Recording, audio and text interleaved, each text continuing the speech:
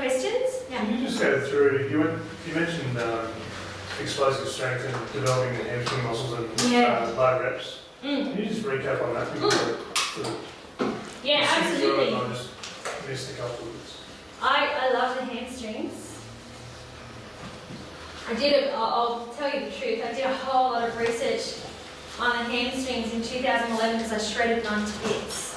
So usually, we do that as coaches, something goes wrong, so we research the hell out of how it will never happen again. That's what happened to me. Alright,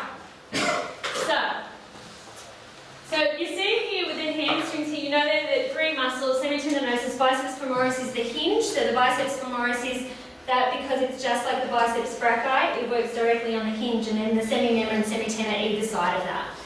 Now, because they're a powerful muscle, and when we do the research, I haven't done the research, but the research has shown that it's a fast twitch muscle. It has a higher amount of fast twitch muscle fibers than intermediate to slow twitch muscle fibers.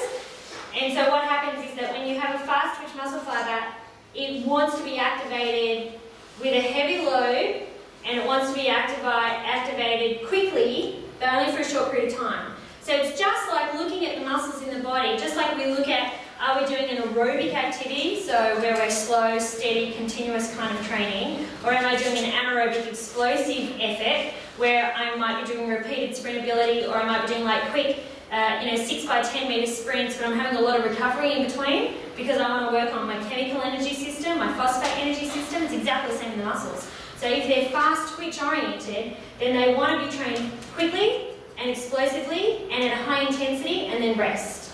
So rather than if you take, for example, your postural muscles, like the multifidus, which is your sits around your spine and holds you upright. Your gastrocnemius has been talked about as being a postural muscle. So these are muscles that continuously are being recruited all day long to hold us upright. Or the one that you'll all love, I love this if you're ever on public transport, but the muscles that hold our head up. And so they're constantly contracting all day long, constantly being recruited, and then as soon as someone goes to sleep, they turn off.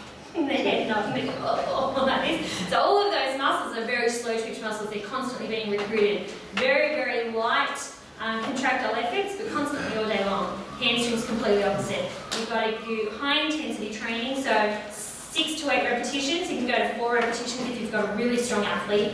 6 to 8 repetitions, high load, and a lot of recovery. 3-minute, 3.5-minute recoveries. That's how you'll get the best results out of hamstring development. Yeah. The other big thing to talk about hamstrings, remember hamstrings is taking all the eccentric loading on jumping and running. So you have to train them eccentrically, like glute ham raise, if you guys have access to a glute ham raise, or a Nordic hamstring release. So your Nordic hamstring release is, you could team your athletes up, but it's where you have your athletes here, they're locking each down, and then they're just lowering themselves to the ground, but obviously they're being held by the feet. So a really slow eccentric release of the hamstrings.